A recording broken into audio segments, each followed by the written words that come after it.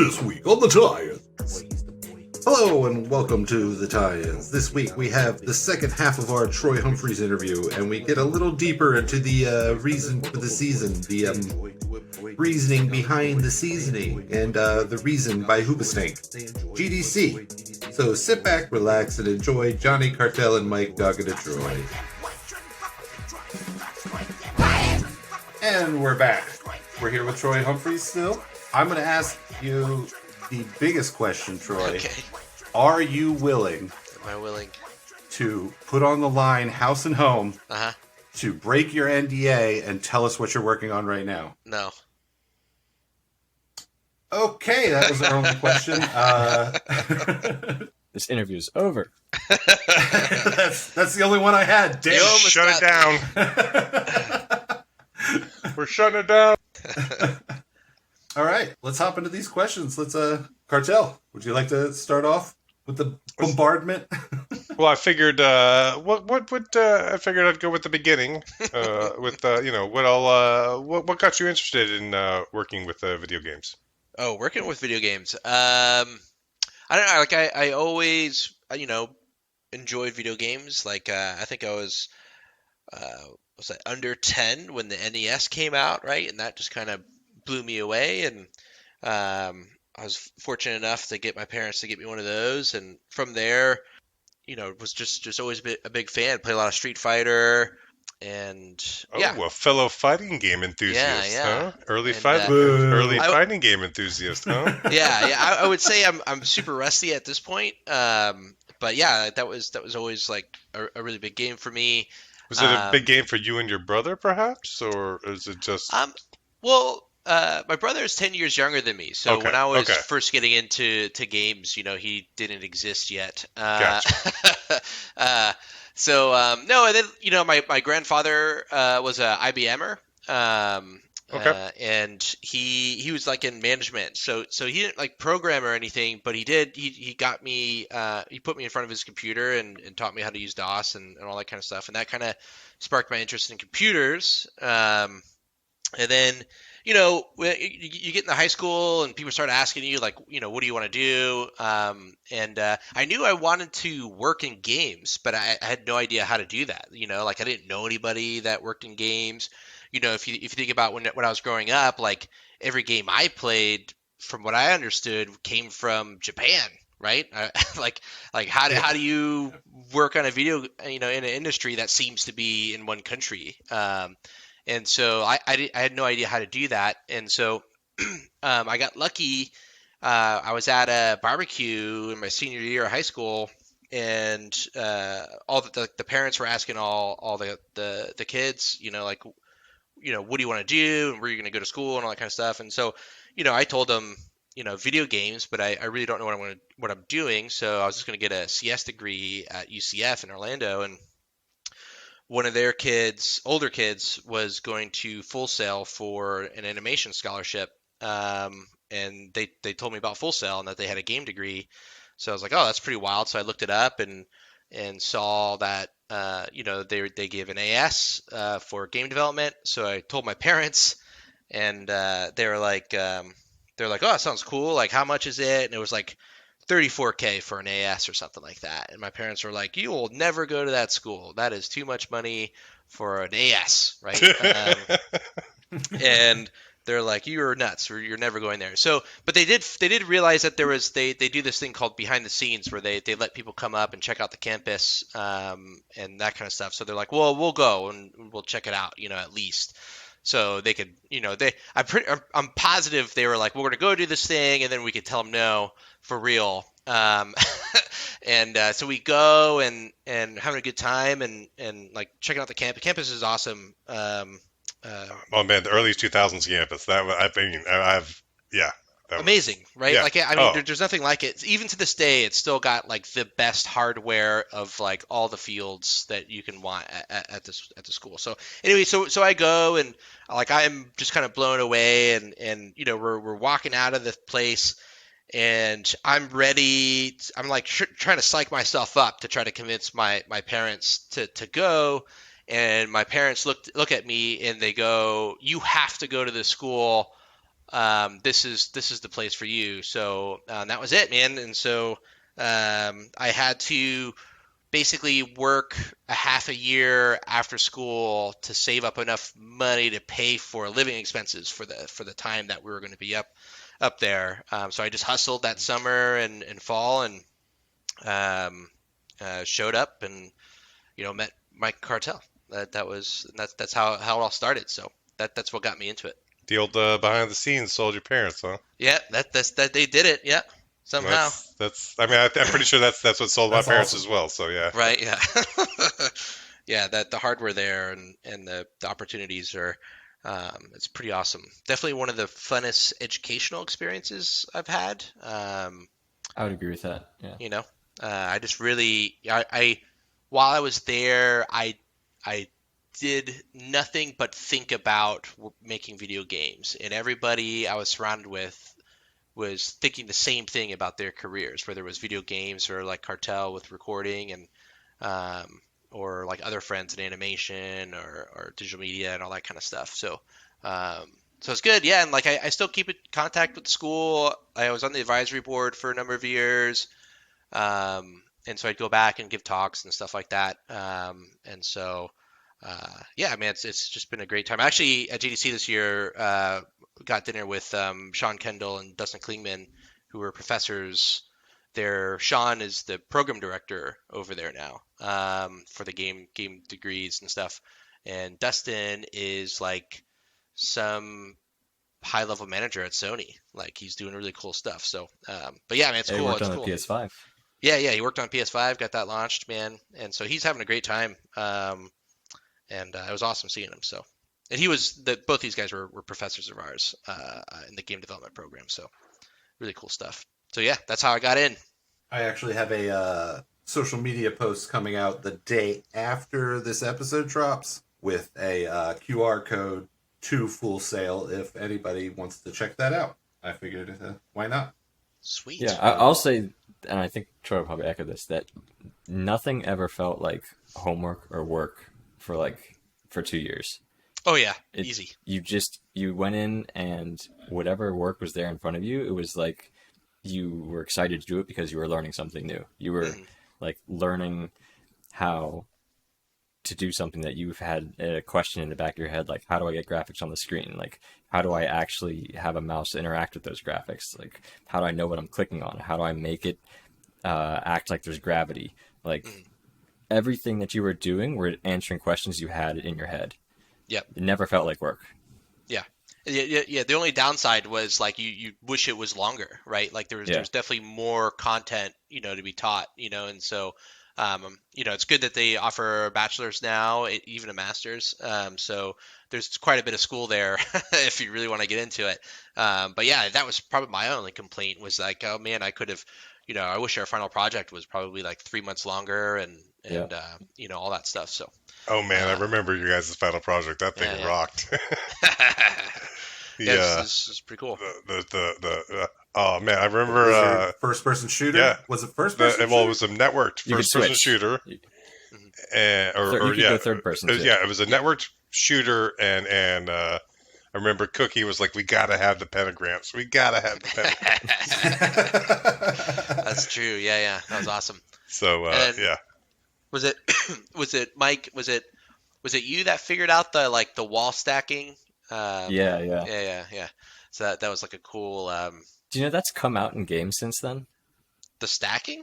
No, the jumping off the wall though. The wall stacking was a bug, but where you make the wall come up and then if you time it right, you can jump off the top. Oh, jump off it! Don't they do that in Overwatch with? And Overwatch has it. Yep. That's awesome. And I was like, you know what? We did that first. We did that, and Splat knew about that.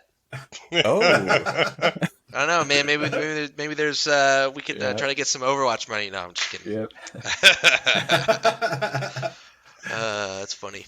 They looked at our student project from 20 years ago when they were making that game. I know what happened. It is funny to play Overwatch and see like, wait, Splat was really into this thing, this like cult IP, and then see that in the character and just be like, that's he had to have had been a part of that. Yeah, it's pretty funny. I mean, there was another like that battle royale. What was it? Spell. Oh man, there was like a mage battle royale. What was That it? was so close to our student. I mean, it was way It's already better. been shut down, I hasn't think it? so. Yeah. But yeah, you could combine different spells and stuff. Like our final project was like a wizard shooter, competitive shooter. Uh, um, so like when I saw that game, I think I texted it to Mike and I was like, oh look, our game's here. Yep. This is awesome. Yep. So yeah, we were on to something back then, but oh well. Sweet. Cartel, you're still up? Well, I mean, are there any great or bad past work experiences you can share with us? There's lots of great and bad experiences. Don't say the company names. I don't know. I'll say this.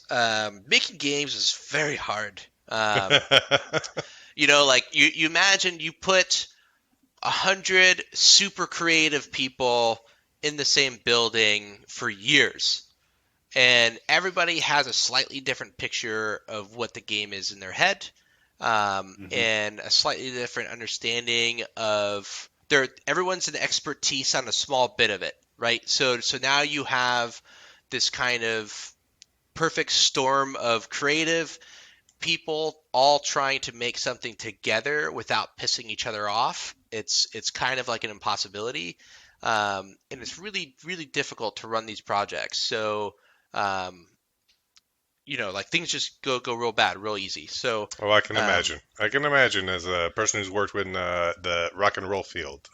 Right.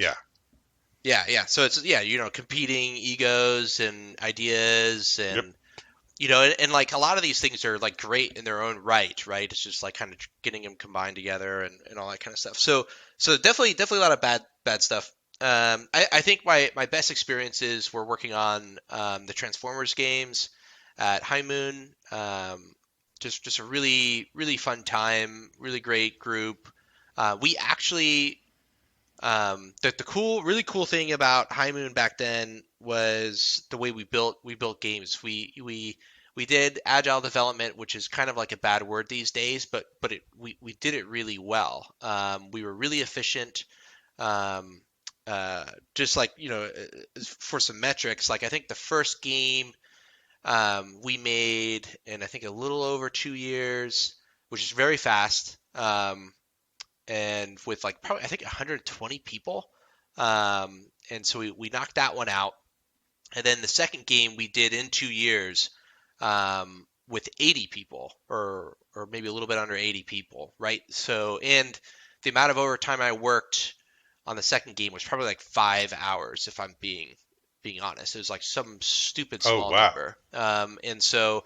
Like that, and that game was twice as good as the first game. Just we were making the sequel and everything was just a little bit better.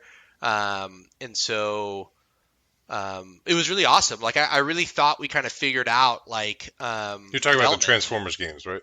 Yeah. Fall Cybertron or War for Cybertron was the first game, and then Fall Cybertron was the second game. Yeah. And like there's a couple little missteps here and there I think that we probably could have done better on, but like those, I mean, come on, man, we did a game in 2 years, and as an engineer, I only worked 5 hours overtime. I know our level designers did much more overtime than I did, but they, those guys are insanely creative, right? So they'll make a level and go, I want to change it, and then they'll change it, Yeah. and like because it's just their creative itch that they have to hit sometimes, and sometimes it's just not working, right? And you're trying to figure out how to merge like some cool mechanics with the story and stuff. But we had a really great team. Our EP Chuck, that guy, he should write a book. He did such a great job keeping us on track and stuff, and all the leads there. So anyway, it was a really really fun project. Some of my favorite people I met on those projects, and a lot of them are still over there. I think my favorite High Moon game would be the Deadpool. Deadpool, yeah. Deadpool. Oh, I want to play it. Oh, you got to find that physical copy because it's delisted, buddy. Yeah, it's gone. And it is expensive. Such bullshit that games get delisted. It is Yeah. expensive. I don't know what the whole story for that is, but I know. I mean, so when I talk about Transformers, how we had about like maybe like 120 to 140 people on the first one, and then we shrunk down to 80. That's because another team spun off. So we ended up being a 2-team studio at the time, and one of the games that they worked on while we were doing Fall of Cybertron was Deadpool. And so what those guys did in the amount of time that they had was incredible. I still don't know how they did it. And the amount of fun they had was annoying. Like you would just hear them, especially the cinematics designers, man. You would hear them just dying laughing at the stuff they were doing, because Deadpool could break the fourth wall, right? So he's just they're just doing ridiculous shit, and what's funny is a couple of the cinematics designers that worked on Deadpool. One of them's, I think, the lead cinematic director on Diablo 4. I think another one, I think she's a senior lead on cinematics over there at Blizzard too. And so they went from doing that kooky, Deadpool stuff, right? And now they're doing, Diablo is known for its cinematics, right? So now they're doing really sick stuff with that, and so to see people kind of grow into these awesome roles is pretty awesome. But I remember them I remember where there was poop jokes and all that kind of stuff and Deadpool. And you'd walk by. That's our bread and butter here. Yeah, you'd walk by and you'd go what are you guys doing? They're like, oh god, you gotta see the shit, right? And so they'll show you, and you're just, the stuff it's now I can't remember how much I've seen, how much actually got into the game and what was cut and why it was cut for what reasons, and some of it was just maybe was just a little too inappropriate, so some of it got cut, but they did a really amazing job. And so that was built off of the War for Cybertron code base. They split it off and kind of reworked a lot of the stuff to get that to work, and I mean, gosh, I think they killed it. I wish I had a physical copy. I don't know if I have one. Am I the only one to have one? Oh, damn. That'd be sick. What system, Cartel? Probably PS4 for sure. I don't know if I have the Xbox. I don't know if I have an Xbox.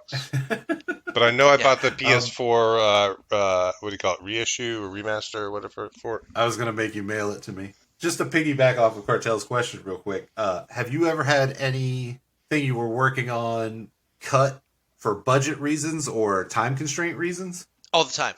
Yeah. I mean that's the real trick, and sometimes just because it's not good. You go into something, you're like, oh, it's gonna be cool, and then you do it, and you're like, that kind of sucks. And so for sure, everything from mechanics and AI, and I've had full projects, full complete prototypes canned. And sometimes it's for good reasons. Sometimes, things happen that you don't have control over. I almost don't if. Luckily, these were as far as the projects that got cut, they weren't they got cut right after Greenlight, right? Which is basically when they're like, okay, you got enough of a prototype and a foundation that we get the game and we can sell it to you, or we'll fund it. And so it's kind of good. You want to know then, right? You don't want to get greenlit and then get almost to the end and then it get canceled. So I've never had anything like that. But I mean, we've put anything from 5 to 8 months into something, and have it cut, have the whole project cut, Wow. And so I mean, it's not all a loss, there's lots of tech and stuff that you get to reuse and stuff. I'm just thinking in my industry, it's that towar's a bust. Boom. Start over. Oh yeah. Yeah. So so it could be it could be brutal, but those were actually pretty fun projects. A lot of those prototypes. So some of them weren't. And I'm assuming, as we're seeing now with, I don't know if you guys have watched any of the stuff that's happening with Iron Mace Studios and Dark and Darker I'm assuming things getting cut can put you in a weird position if you then move on to a similar project. Oh, As far as I'm not NDAs and I'm not familiar with that situation, but yeah, that can be, especially if there's some bitter parties. I can see that happening, but I'm not super familiar with what's happening with those guys. yeah, basically at Nexium, I think, Hmm. was working on a project, scrapped it. Some of their people left and went to Iron Mace, and Iron Mace was working on a similar project. So now Nexium is suing Iron Mace, saying that they stole stuff and stole employees. That's tough, man. That's never fun. It's gone as far as police raiding the studio, and Iron Mace had one of the funniest responses where they put in a general description of, a multiplayer D&D based dungeon crawler game. Right. It's been made into ChatGPT. Oh. And ChatGPT basically spat their game out at them, and their response was like, "See, Nexium? That's how you make this game. Right, we didn't steal it from you. Treasure chests look like fucking treasure chests." Yeah. But anyway, it's tough, like you go like, there's AI that do that in other games or mechanics that are the same mechanic in other games, and I think people go like, oh, you're lifting shit, like you really have to lift the whole game, like Flappy Bird clone or something like that to be like really stealing. I think like actually the Marvel Snap talk that I saw this year at GDC, like their chief creative officer said something along the lines of he's a chef and he needs ingredients, right? Good ingredients. And so he's always looking out for really great ingredients. He's playing board games and video games and watching movies and all this kind of stuff because these ingredients, when you put them together and add your own secret sauce and your own methods of putting it together, that's when you get a really great dish. And so, when I think of other people kind of using mechanics that I've worked on, like Evolve, one of the big mechanics I think that they did was like the ping, where you can ping a location, and that became super huge. And then the Apex took that idea and just made it even better, right? So none of us would look at Apex and go, oh, they stole our ping. We'd go, oh fuck, look at all the cool shit they did with ping. Is really what we're saying. So I think it's kind of known like that like we're gonna big borrow and steal inspiration from all kinds of games. It's a real terrible situation when you have studios like that kind of going after each other for something, especially as like a dungeon, a dungeon RPG game. I mean, how many of those have been out over the years? And people keep making them because they're super fun. they're fun to make and fun to play. Like fuck. I played the Dark and Darker Alpha, I think it was, and I would have paid for the game right then. Oh wow! Even with it being rough, right? But yeah, I don't mind a rough game. I like rough games. Oh no, not at all. Yeah, that's all I play at work is a rough game until it finishes, till we're done. Just rough. So. So Troy, you got a favorite game, movie tie-in overall? Not necessarily one that you've worked on, but like, is there a favorite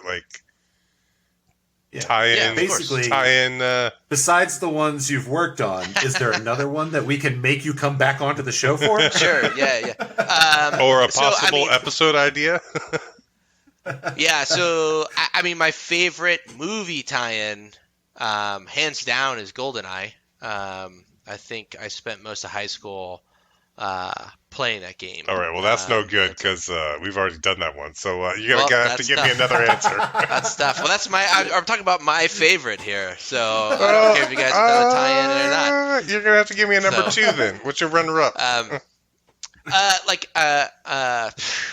My runner-up. Does it have to be a movie tie-in, or is it just like part of the IP? TV series too. What do you got? Does it have to be quote unquote licensed IP? How about that? Okay, sure. Yeah, I mean the Jedi Survivor. Oh, that drops in 3 weeks? No, soon, right? Like real soon. I've already taken the weekend off, so don't tell the other guys. Dude. That's no, that's I'm really looking forward to that. As far as me, I worked on that literally Born comes and out in Transformers. 20 days. It's 3 weeks Is from it? now. Yeah, that's sick. At time of recording. I can't wait. Yeah, I've already pre-ordered it. Yeah, looks sick. But yeah, like as far as your episodes, if you guys want to be on for Transformers or Born or something like that, absolutely, just let me know. I think we got to figure out a way to play them. I have copies. Totally legally. We play all Quote our games unquote. totally legally. Quote unquote, totally legally. I think that's our only hindrance on the old. But yeah, once we figure that out, you'll be back. Sweet. Sounds good. We'll invite you back, and yeah. But yeah, as far as like favorite IP games, I mean the Batman Arkham series is just, all time. I'm right up there with you. I don't think amazing. these two have ever played them, so. Oh god, I have too. What a I have mess. Never played it all. I didn't play it all the way through. Oh, they're so good. They're fantastic. Kyle was super into them, so I played him. I helped him with some nice. parts. Sweet. Yeah, they're fantastic. All right, well, that's enough getting to know you. Let's get to the real reason why we roped you in All here. right. You just got back from GDC. I did. Michael, did you have some questions? Sure. Just give like a quick rundown. I've been to 3 or 4 of these. So GDC is the Game Developers Conference. Just like a quick rundown for other people of what this is, because it's not an E3, so it's not what people would think of as a normal conference. So just a quick rundown of what this is. Yeah, so you have your conferences like E3 and PAX and stuff, and those are mostly for consumers, where they show off games, right? So GDC is for developers, and so the way it's typically a week long. The first 2 days is what they call the summits, and it's basically just lectures from like 8 in the morning till 6 in the afternoon. There's lots of different people giving talks about different video games, different topics. What's cool about the first 2 days in the summits is the summits are kind of focused on a particular area, right? So I typically go to the AI summit, but there's also things like the math summit. There's indie game summit, level design summit, animation summit, education summit, which are all kind of like focused little pockets, like mini conferences that are focused on particular topics.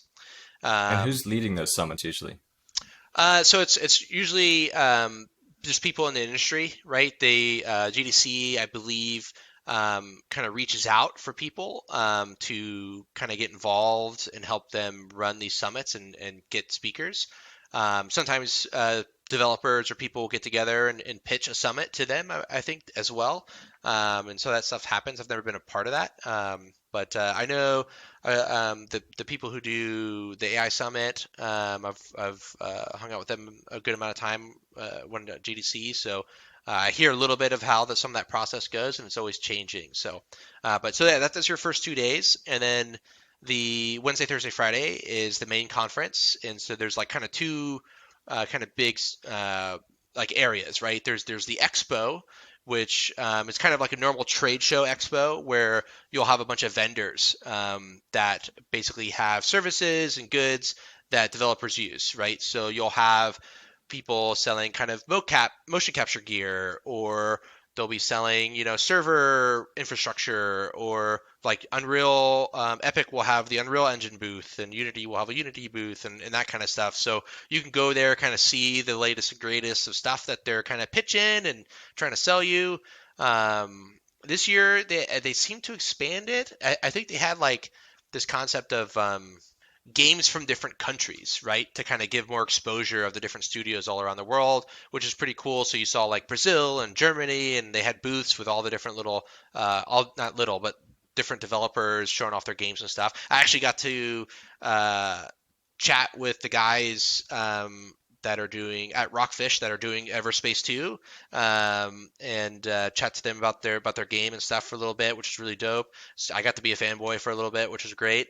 And then outside the expo, there's also there's also the main conference talks, which are less kind of clumped up and focused like the summits, but they're still kind of like art talks or programming talks or production talks and all that kind of stuff. So those are kind of like just more 3 days of more lectures and stuff like that. And that's what I mostly spend my time on is all the lecture stuff.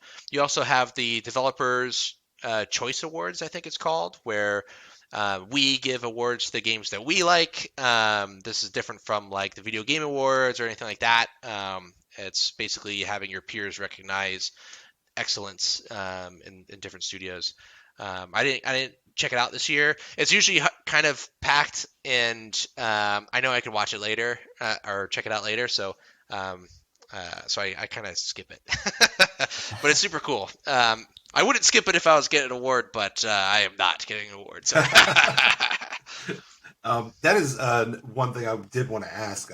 Do you have to have paid to go to GDC to then watch the videos on the website? Oh, I believe you could buy a year pass to get access to the website to see all the talks and stuff. And I think you pay for a ticket to go to GDC. They're very, very expensive. You could pay just to go to the expo, or at least you could. I haven't done it in a long time, which was cheaper. But the whole thing costs money unless you're speaking. If you're speaking, you get a free pass. And I've done that a couple times, which is great. But yeah, it's a really fun time, and I call it Nerd Camp. And I got my Nerd Camp friends that I've met there, and I keep in contact with, and we hang out all week, and it's a lot of fun. Yeah, I really enjoyed it the 3 or 4 times that I went there. It's a whole week of learning stuff and finding other people that are just as into it as you are. Yeah. You went to GDC, Michael? Our first time at GDC, me and Mike went. This is news to me. Yeah. Wow. I didn't know that. Maybe I did and just forgot. Yeah, All right, Troy, you can leave. Mike?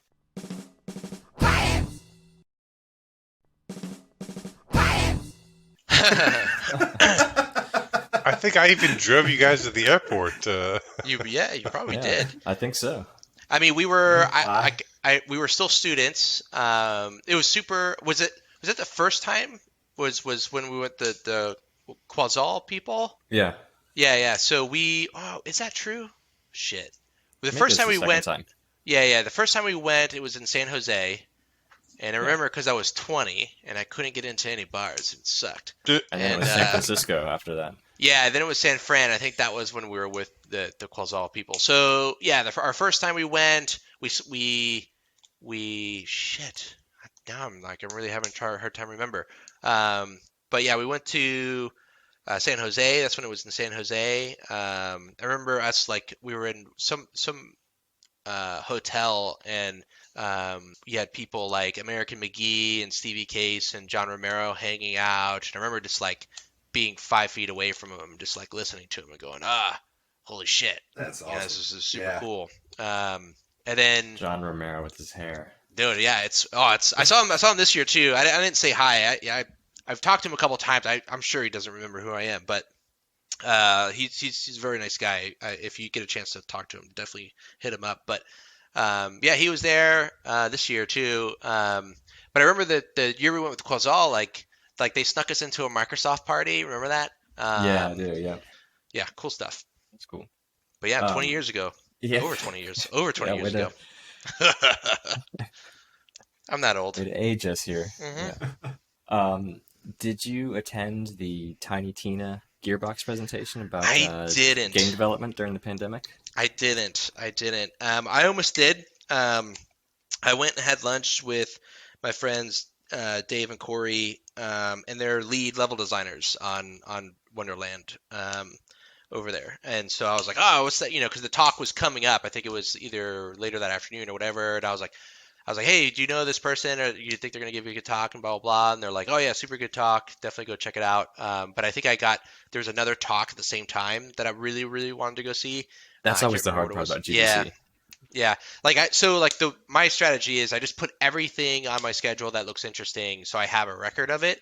So if I end up going to something else, because a lot of times somebody was like, "Oh, I'm going to go," you go to a talk, you watch it, you stand outside and like chat with your friends about the talk or something, and then what you liked about it or whatnot, and then you're like, "Oh, what are you going to go see?" Right? And you kind of buddy up and go with them. And sometimes you'll hear them say like, "Oh, this is talk," and you didn't see it, and you're like, "Oh shit, I'm going to go do that talk."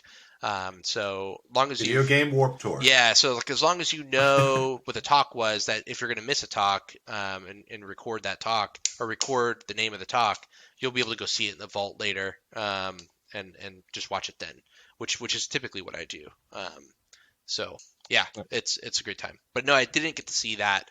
I wonder what the like cool kind of points for that. It's probably about their big trends. Everyone had to do like a crazy transition going from non-COVID work from home to COVID work from home. So yeah, it's pretty wild. Yeah, I mean that's what I was going to ask you next. Is what was your remote game dev experience like after having done it in the studio for so long, and then to have been hit by the COVID work from home restrictions? It went pretty smoothly, to be honest. It was wild, right? Because everybody was saying like 2 to 3 weeks. Yeah, And it didn't turn out that way.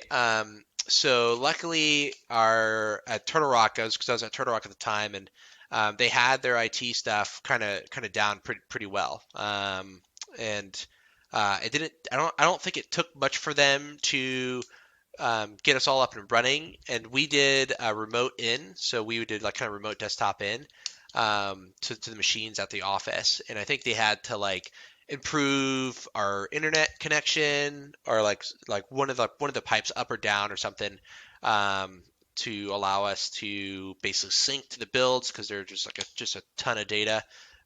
We all had to get on like the highest bandwidth connections that we could get. And like like we were in Irvine County, which is this kind of software heavy place, and so I bet like the cable or the internet provider out there, like Cox, I bet they were dying trying to keep up with the bandwidth. Yeah. And so, but it was pretty smooth. And then when I went over to Lightspeed, it was still during pandemic, and so they shipped a machine out to me, and that was pretty smooth too. The things you gotta like do differently are like meetings get different. Syncing with people becomes a thing you have to kind of actively do. But I think there's some good things, right? Like the things I liked about it is that like it's harder for people to interrupt you, right? And so your flow gets broken less than it did, when you're at the office, because sometimes you would just be bombarded with people, and you get there in the morning, and then you look up and the day's over because you've been talking to people all day.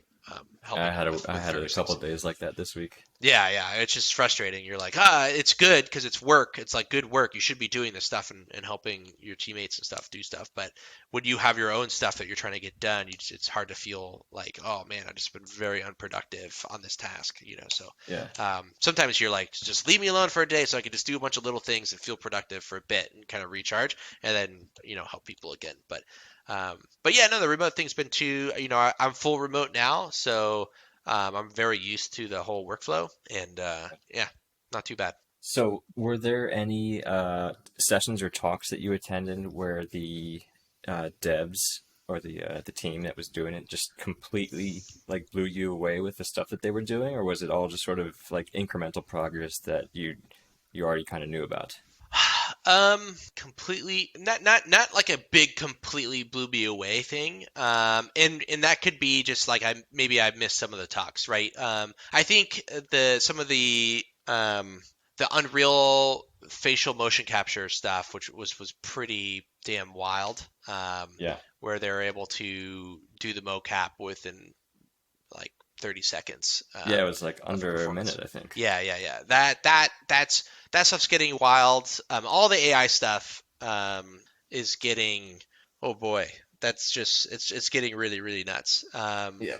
Outside of that, I think the stuff that's like the most was like kind of the most eye opening was like I went to a couple non-programming talks, right? So one of the cool ones was the world direction and art of Sifu, which is this like kind of kung fu game that came out. Oh yeah. I think last year. Pretty sick. Yeah, that's pretty cool. Like hearing how they came up with their world building and the styles and was really cool process, right?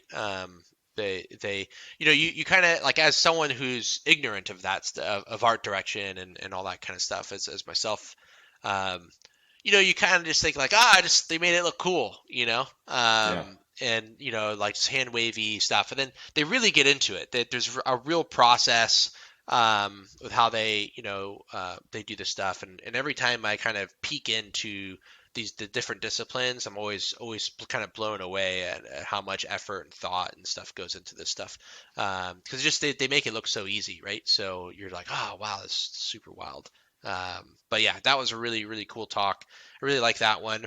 There was other good talks, but they were kind of incremental improvements. And some of them, some talks I go to just because like they're a speaker that speaks a lot, and they're just a good speaker. And so sometimes I'll go to those talks and go just to like hear something explained very well, but nothing crazy. I would say a couple years ago, I think back in 2016. When Ubisoft was talking about motion matching, I think that was like a big pivot for how we kind of process and do animation on characters, and that was like something that really blew me away when I saw it. So, but nothing like big like that, I would say, that I kind of saw this year. Right on. I was just thinking back to one of the GDCs we went to together, and it was like there was I can't remember the name of the game, but it was like a Diablo clone, but the tiniest little tech that they were doing was something that no other games were doing at the time, and that's where they were casting a ray from the camera's position to the player, and then making all the polygons between them translucent, so you could see where your player was. Which is like, you just take that for granted now, but at the time, it was like the first game to do that. You would always lose your player behind buildings or something like that in an isometric game like Diablo, and this game made it transparent so that you could see. So you can just see right through. Was that Dungeon Siege? Yeah, it was. Yeah. Yeah. It was a gas powered games, I think. Is it gas powered games? I think so. I don't know if they're around anymore, but that's a good pull though. That definitely sounds like gas powered. Yeah, I think that is. Yeah. But those games were awesome. I think they went on. Did they go on to do Torchlight, or was that somebody else? Or maybe it was a different company of former devs or something like that, but it was along that style. I hit them up I remember that I hit them up as a student. I was trying to get a job there. I gave them a resume, never heard anything. But it was pretty hard. Yeah, and you're still in business, and where are they now? How do you like I'm sure they're doing very good. I'm sure they're all doing very, very good, to be honest. But like they're a small studio, right? So they probably had one spot for someone to come in, right? And so that's what happens sometimes, right? It's really hard to find the right people, especially if you're, you don't have a lot of recs to fill. So, yeah. That was I'm cool. gonna wrap up my questions. I'm gonna skip some of the other ones, but your favorite part about this particular GDC? Oh, my favorite part. Well, like one of the coolest things that I did was that my wife Liz came out with me. So we. Oh, that's awesome. Yeah, we got there a little bit early, so we basically left the weekends on the side of the week, and we kind of hung out in San Fran, check out San Fran. So just being able to go with her and spend time with her was good. And then like at dinners, when I'm hanging out with my game dev friends, I'd call her up and she'd Uber out and meet us for dinner and stuff. So she got to hang out with a lot of the devs and stuff as well. And we had done that before, a couple years before. So some of the people she knew, and so that's like a really cool kind of experience that it's hard to kind of replicate, right? So that's awesome. And then barring that it's just seeing friends and stuff that I haven't seen, especially since the pandemic. So I haven't seen a lot of these people for years now. And so we keep in touch, but it's better when you get to like have dinners and lunches and stuff with them and talk shop and all that good stuff. So that's my favorite part for sure. All right, I'm gonna hop in here. I think I already know the answer to this one, but Dice was in Vegas this year. Yep. Did you happen to go to that as well? I did not. Dice Wow. is like how like if you have E3 and PAX, which is for consumers, and then GDC is for developers. Dice, I think, is mostly for like the business aspect of games. Okay. And so like a lot of studio heads, VPs, marketing, those type of people kind of get together, and there's a lot of like talks. Sometimes they'll have like keynotes and stuff from developers and stuff, but it's not like a big developer heavy conference. It's really more for that side of things, from what I understand. And so yeah, I've never been to that show before. It's so I haven't been to that one. They coincided so well, I thought, perhaps, but No, yeah, I've been to E3 and I think that's the only other show. They used to have I'm so sad that E3 is not going to be. Yeah, I've never been. It's cool. It was cool when Evolve was coming out. We had a really cool booth and there was a good crowd and that was the same time Borderlands I think 2 was coming out. So I was really excited to see that game. So I got to like jump into that line and stuff. It was pretty cool. But yeah, that was a pretty fun show. But yeah, I think the PAX shows sound like I haven't been to one, but they sound like a funner experience than E3, to be honest. Yeah. So and there's a bunch of them. They're all over the country, and so Yeah, that's cool. The kid from Holes just won the Pac-Man '99 tournament. Wow. At this PAX East Boston. Wild. That's crazy. That's super cool. But yeah, haven't been to DICE. Which aspect of GDC ranks higher for you, the talks or the networking with other developers? The networking, and like I networking maybe is not like the best word. It's probably like socializing, and networking makes it sound like I'm just trying to make connections with people. Wouldn't it just be just hanging out with your peers in the industry? Yes. It's just that's it. Yeah. It's mainly just like this is where everyone goes who's in your industry goes to meet other people in the industry because this is where you guys all grow from each other. This is This is where you get the other perspective, the other ideas that make your industry grow. Yeah, and it like helps kind of rejuvenate you. Like you hear other people's ideas and you get different encouragement to do different things. Because I'm not gonna lie, I do remember you guys all coming home from GDCs and always being like, "Dude, we learned so much. Like we met these people who were doing this and they did this and they're doing it this way and we've never thought of it like that." Like, oh yeah, I mean,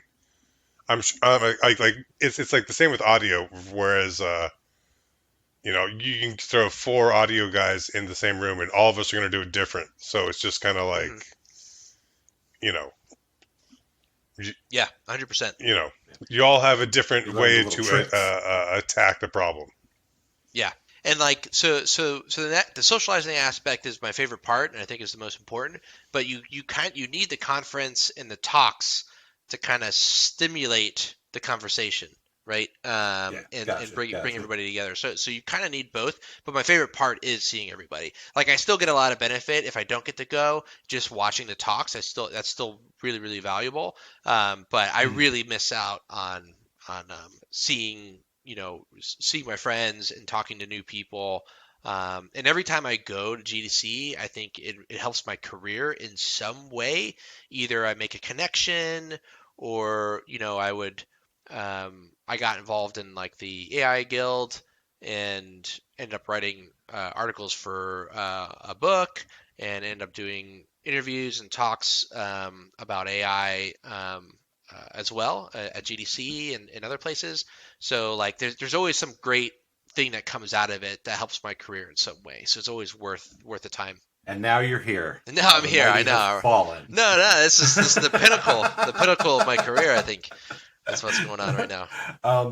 But when you are networking, do you all share ideas, or is there like a CEO from your company standing over your shoulder like a KGB agent, making sure that you do not break that NDA in any way, shape, or form? I mean, none of us are breaking NDAs. We're pretty good at like talking about shop without talking about our projects. And sometimes you're sometimes a lot of the we're talking about somebody else's talk that they just obviously got permission to talk about, right? So like let's say like this year we saw a talk on from this guy Alan from Naughty Dog that's talking about their post system, which is how they have the AI pick positions to do things at, like go in the cover and shoot from and investigate and all that kind of stuff.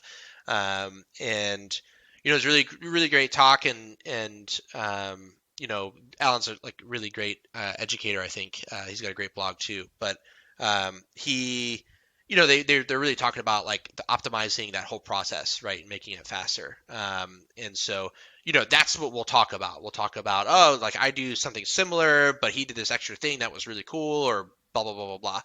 Or oh, you do that, I do this thing too. And like so you'll have those conversations because you're not necessarily talking about a single project, because we're talking about techniques that we use on every project, right? And so there's no real like secret sauce there. It's really just like all the different ways to skin a cat, right? So you're not really talking about your IP or what you're particularly working on, but you're more talking about like this is what I would do, or this is what I've done in the past, and that kind of stuff. So there's really nothing too much to worry about that. You do hear things, right? You hear things through the grapevine, but I will never repeat any of that stuff because I have no idea what I was supposed to hear, not supposed to hear. But for the most part, we're all pretty good at we'll try to slip it in there. Like, oh yes, what was that project you're working on again? And they'll go like we're always doing that. But I don't think anyone's ever been successful at getting someone to squeal.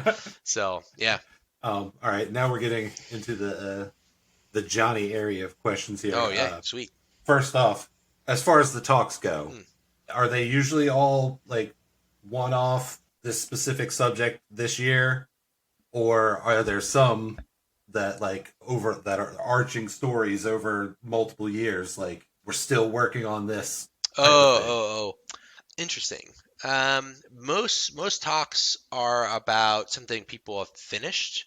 But sometimes there are talks about like games that are currently running, right? So my buddy Daniel is the lead AI guy on Warframe, which has been, I think they just hit 10 years as a game as a service, which is insane. It's so amazing. And so he's been doing talks about Warframe for years now at GDC. And so, but typically after some part has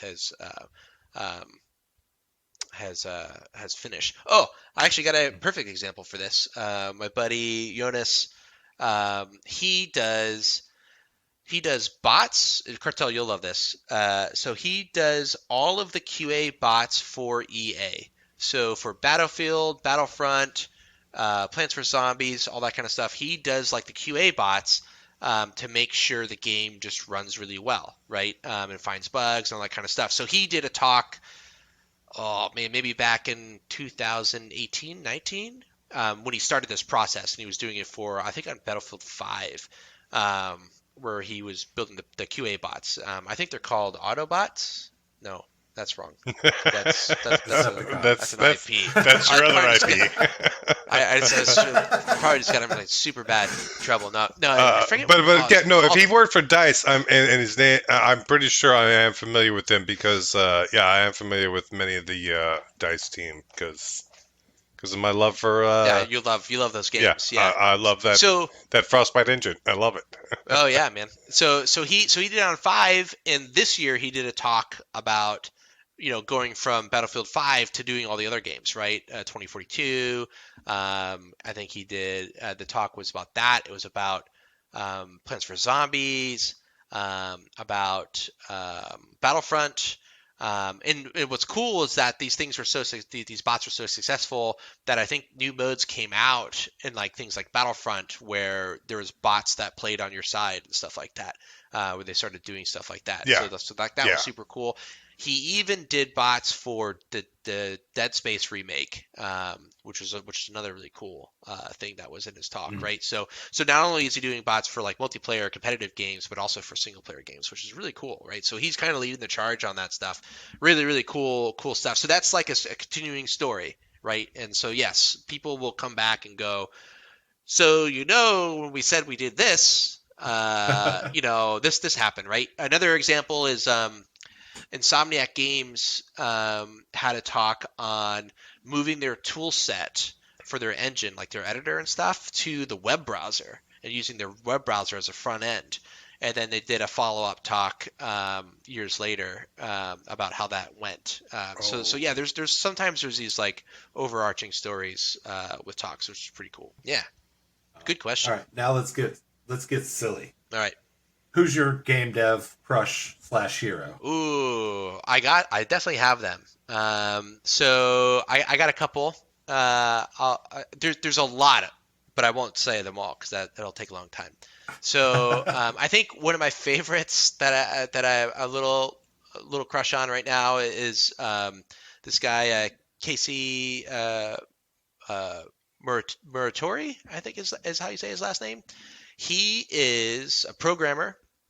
He actually worked at Gas Powered Games on Dungeon Siege, starting out, I think. But then he moved over to a middleware company called Rad Game Tools, which Epic bought them recently. But they've if you've watched a cutscene in a video game, they made Bink. I don't know if you've seen the Bink video encoding thing pop up, but they do tons of stuff like that. There's Bink, and Casey worked on the animation tech.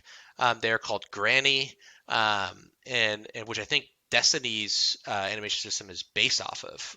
I heard him say recently. All that kind of stuff, right? So Rad Game Tools is kind of known as being a bunch of badass programmers doing some really cool middleware plugins. And so Casey, what's really cool about Casey and why I like to follow him is he's just an incredible educator. His big thing he does now is Handmade Hero, where he codes a game from scratch. He's I don't know, he's got 500 episodes on his YouTube channel, and the guy's a stellar. If you want to learn how to program video games and be really good, just start following that series. It's free, and it's really great. He's so good. Anybody that could explain the GJK collision overlap algorithm is a good educator, because no one can do that. No one can explain that well, and this guy, that's how I found him, was that he actually did this great video back in the early 2000s on GJK, which is it's a way of detecting two things overlapping. It's named after the people who created it. I don't know who they are, but it's insanely complicated. You read the algorithm, multiple people describe this in books, and it sounds like nonsense. And Casey's talk is basically him going, okay, I think I could actually explain this to someone. He's like, I'm going to attempt to do it, and he does it, and it's fantastic. And so just with that, he's just continued that with great talks about API design. Immediate mode GUI was another talk he did, which was great, and the Handmade Hero stuff's awesome. Lately, he's been doing the big controversy he's done on Twitter is something called he did a video called Clean Code, Horrible Performance, which is him talking about clean code, the idea of clean code, and how it's terrible for programs. Which I agree. I think you can have both. Nope, I do not agree. I agree with Casey. Oh man, I can see Mike going off on this. That's okay. That's okay. I've been in plenty of code bases where people think they can do this, and it's always bad. And if you're really trying to make stuff fast and work in a way that a computer can understand and that you can maintain clean code stuff is terrible. So different definitions of clean. Nope, that's part of his video. Is he's like, nope, there's a book. It says to do these things, and these are the things that he's talking about basically, and what Casey has a problem with. So that's, we don't need to get into that too much, but definitely Flame War. What was his YouTube? Handmade Hero. If you just do a search for Handmade Hero, you'll run into him for sure. All right, I'll add that into our post with the full sale information and all that. Yeah, he also does a conference. I don't know if he's still doing it, but the handmade conference and stuff like that, which is pretty cool too. So I haven't been to that, but same kind of deal, lectures and stuff. I was gonna say another guy is named Harvey Smith. He is the creative director at Arcane. I started following him he did this GDC talk called Orthogonal Unit Design, which I thought was just brilliant. And so I did a Google search, put him on Twitter, and follow him. So if you don't know, Arcane did like the Dishonored series, or is that right? Is it this not Dishonored? Is it Dishonored? Yes, yeah. Arcane Lion Yeah. did Dishonored and Deathloop. Yes, Deathloop, and the new one's going to be, I think, Redfall, the vampire game. Oh god, that looks so good. Yeah. So he's if you do search for him, he's got some really great talks. I like how he thinks and talks about design. So he's one of my favorites. And then this other designer named Tom Francis, who made games called Gunpoint and Heat Signature, were two indie titles. I believe Tom started as a game journalist, and then just jumped into. He actually made Gunpoint and Heat Signature with Game Maker, which is kind of like, I would have considered like a kind of a toy engine to play around with, but a lot of people make games with it. And so he went from being a game journalist to having his own little studio, and he's working on his latest game. But he's got a great YouTube channel where he does all these like cool videos where he just talks about game design, and I find it like really interesting. So super big fan of his. Yeah, so those guys I kind of have a crush on. I could keep going, but I don't know how long you want me to keep going. I mean, you're giving us gold here, so however long you want to keep going. But Sure, I can keep going. Yeah. So another, I've kind of talked about their stuff already. Jonathan Rogers, who's one of the co-founders of Grinding Gear Games, who does Path of Exile. He actually, cool story about him and GDC. So he did a talk at a little gamer meetup they're in New Zealand, and where he's talking about the procedural generation of their levels and stuff. And it's probably one of the coolest PCG talks I've seen in forever, probably since I've seen, right? Because what's cool about their PCG is that it's designer directed, right? The designers have a lot of say over how these levels get generated, but they're still procedural and different every time, which is really, really cool. So I was just kind of enamored with him and how they did this stuff. And so one GDC, I don't know, like 4 or 5 years ago, standing outside, and I look over, at the road outside the conference, and I look over, and I'm like, oh, that's that guy Jonathan from Path of Exile and Grinding Gears. And so I went over and started chatting him up, and sure enough, it was him. And we started talking about like his procedural generation talk and stuff. And I was like, hey, I don't know what you're doing later, but if you want, like, me and some friends are gonna grab some dinner. You're welcome to join us. And he's like, oh, I'll think about it. He's like, oh, give me your number. And then so I gave him my number, and I didn't think he'd call me back, but he called me back. And so he had dinner with us. There's about like 7 or 8 of us. Went and got Chinese and talked shop all night. And like, that's just one of those cool kind of experiences. And those guys kill it over there at Grinding Gears. And his partner, Chris, who's one of the other co-founders, did like a sick talk about Path of Exile at GDC, I think 2019, just about how they set up Path of Exile, and it's fantastic. That was like one of my favorite talks at GDC, period. So those guys are great. Really cool stuff. I mean, Path of Exile speaks for itself. If you've played it, if you haven't, and you like Diablo style games, you should be playing that game for sure. One thing about Path of Exile, real quick, that amazes me is before I got the machine I'm on right now, I had a hand-me-down machine, and that was where I first played Path of Exile, and I was like, oh, this is like playing Diablo 2. Yep. This is fun.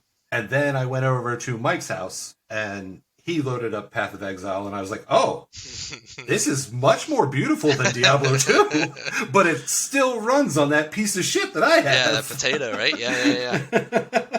Yeah, man. So, those guys they do really, really cool stuff over there. And so, how they do their production and stuff is also like really inspiring. So I like a lot of the games and studios where not only is the game great, but like the way they build the game is really interesting. So like the Warframe guys, Digital Extremes, that whole story and how that Warframe came about, and the fact that I'm friends with Daniel, and I've heard a lot of the cool stuff that they've done, which through his talks and stuff, at GDC talks and stuff. So it's like really cool to see how they build that game, and they talk about it too. I think their creative head over there, his name's Steve Sinclair, and he does some really great talks about how like they were trying to get this game made. No one wanted to do this game, right? Like nobody wanted to make Warframe. And like the general pitch was like Space Ninjas. It was they're basically like, it's like Left 4 Dead in space, but you're with Space Ninjas, right? And you're like, that's fucking cool. Like why no? But nobody would touch it. And so they ended up, doing that game like free to play, right when free to play was beginning a thing, right? This is 10 years ago. So, they launched beta, and I think he said they launched the game where they were taking money in beta for like founders packs and stuff.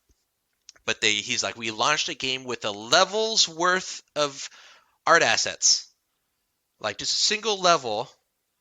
That's how much art assets they had. But since it was procedural generated, they could fill out all this content that they needed to fill out, at the beginning, which is just fucking amazing that they could do that. So these guys, like that's really interesting. Digital Extremes, the guys who do Remnant, I think they're what is it? Gunfire Games. They're Remnant was a really cool game, and from what I've heard about that project is really cool story too, which I don't think I could talk about, but really, really inspirational on how they build that stuff.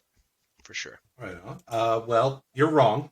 I'm wrong. Tim Schafer is the answer. Tim Schafer. Tim Schafer is the game dev crush that. Oh, that I should have. Yeah, man. He's. I mean, yeah, if you want to talk about the obvious people I could say John Carmack. I was behind Tim Sweeney this year, where me and my buddy were walking back to get some food, and Tim Sweeney like was outpacing us, and I like elbowed my buddy. He's like, "Oh, look, Tim Sweeney, like that's fucking cool, man." He seems like a super nice guy. And the Epic Studio is really, really awesome too. They got like a slide and stuff. I've slid down that slide before. Super, super. Gonna just name drop the slide. So really, really cool studio. Got a lot of friends over there. It's a cool place. So yeah, man. So that's cool. Yeah, Tim Schafer, of course, man. He's amazing. I think I'm friends with some people that are still over there. I don't know if they're still over there, but they do cool shit. Isn't the Psychonauts 2 coming out, or did it already? It's on Game Pass. Oh my gosh, I got to play that. Oh wow! Ago. Oh yeah, wow! I'm behind. Come on, man. Get up to date. I know. So, along with that question, though, Okay. Biggest starstruck moment at GDC? Like, have you eaten at the same restaurant as Kojima? No, yeah. Has Kojima ever been to GDC? I don't even know. Oh, no, I think so for sure. I mean, like the story I talked about, Jonathan Rogers from Path of Exile. That was pretty starstruck. The fact that he came out and ate with us, like that was pretty huge. Yeah. I think that's it. I don't know, like a lot of the people that I've met there that I consider like friends and stuff now. I was a little starstruck when I met a lot of them, because they've worked on like really cool stuff. And so I don't know, you kind of like meet, these you're kind of fanboys of them, and you meet them and you start talking and hanging out and stuff like that. And like that sounds really cool. But yeah. I know the coolest moment I ever had is like one night I was drunk as shit, and Jubba, our old roommate, called me up and said, "Hey, what's the passcode for the Guitar Hero to unlock every song?" And I like gave him the code, and he like puts it in, and all I hear behind him is a crowd of people just go, "Yeah!" Because you just blew out your mic. well, he unlocked it for the entire GDC save file that weekend. Oh wow, that's hilarious. And like he said that he never paid for a drink the rest of the weekend because everyone bought him drinks. That's hilarious. I think the other starstruck thing was I think when me and Mike were there, like the first couple years or whatever, where like we were at the hotel and like Stevie K and what is it, Cliffy B was there, and just listening to them talk shop. I think that was that like the old stories, like a lot of those guys, especially the Ed guys, like John Romero and stuff. Like the stories were just, come on, man, they're awesome. Like you just hearing how they were figuring shit out back then. It was mind blowing. So. Yeah, I just read a book, Blood, Sweat, and Pixels, that is about a bunch of different game dev cycles and whatnot. And hearing all those stories is. It was also funny. We were just in a hotel lobby or something like that at one point, having drinks with some guys, and it turned out they were the devs for Big Game Hunter. Oh yeah, we totally. And those were some cool guys.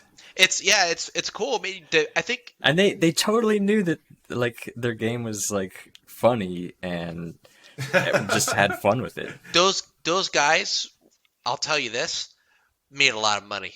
A lot of money. Oh, I'm sure. Oh my God, they were like the highest. Like so, when I was I'm pretty sure it was something along this. I think when I was at High Moon, we were doing the licensed games. Like I guess Activision kind of split up. There's like the licensed game division and then the original IP kind of division. And so we were doing licensed game stuff. And I think somehow the Big Game Hunter guys, I think, were a part of that too. Or maybe it was like a clone or it's like a similar game, but I think it was those guys. And like they were saying like those guys are the guys that fucking kill it. They're the ones that like are actually killing it. We're like, really? And they're like, yeah, they're really destroying. Because people just love those Big Game Hunter games, and like they're fun, right? Like yep. they're good games, and if you make a killer game, you should kill it. Yeah, man, those guys were super cool. I totally forgot about that. Wow, crazy. Before I ask the final question here, Cartel, Mike, did you have any more questions? Nope, I don't want to hear anything more from Troy. What are you asking me here? All right. Never mind. So the final question I have here is from Chatbot. Ooh, nice. It goes, finally, the most important question of all. Which is better, cats or dogs? Just kidding, we all know it's cats. Is that the question? That's what ChatGPT said was the best and final question I should ask. You're going to lose a listener. That's dogs. It's dogs. Of course it's dogs. Not according to ChatGPT. Dags. Oh, you like dags.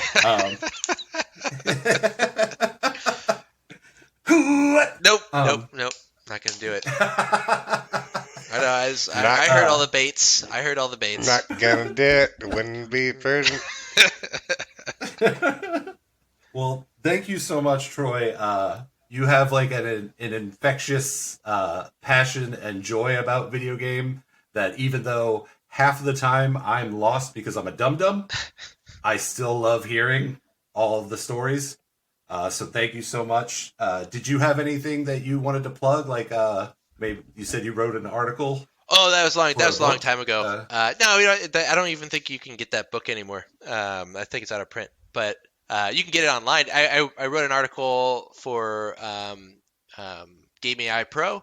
They're the first edition. And what the cool thing about the Game AI Pro books is that I think after 2 years, the whole book is free in PDF form. If you go to their site, Game AI Pro, you can search for my name and you'll find my articles. So that's cool. I've also done a couple talks at GDC. If you search, you might be able to find me. Other than that, Lightspeed LA is hiring. If you're looking for a game job and you know what you're doing, give us a call or email. Please, no one follow Troy on LinkedIn. 669 is the perfect amount of followers. Unless 3 people want to unfollow. Then... Yeah, right. Yeah. I didn't know that. I didn't know you could follow people on LinkedIn. I know nothing about it. I think I got like 3 Twitter followers. That's how many we have. Nice. And that's how many listeners we have. Hey, we crushing it out there. thank you so much. Let's call it a night. Yeah, thanks. It was a lot of fun. No, thank you so much. We are the Tie-ins. I'm Johnny. I'm Cartel. I'm Mike. Oh boy, that was so loud. You need to check your volumes, pal. And these probably aren't ending up on the recording either. They're just coming into our ears. You'll add them in post. No, you're gonna add them in post. We just wasted Troy's time. Hey! All of its time. Oh, that's not even the right thing. Oh no. Look.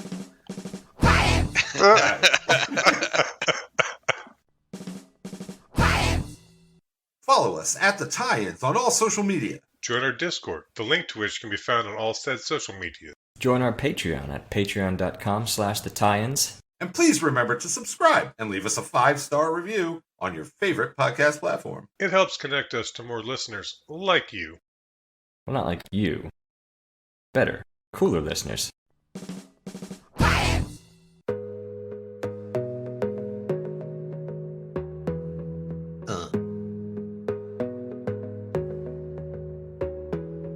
He's Troy, he's the boy.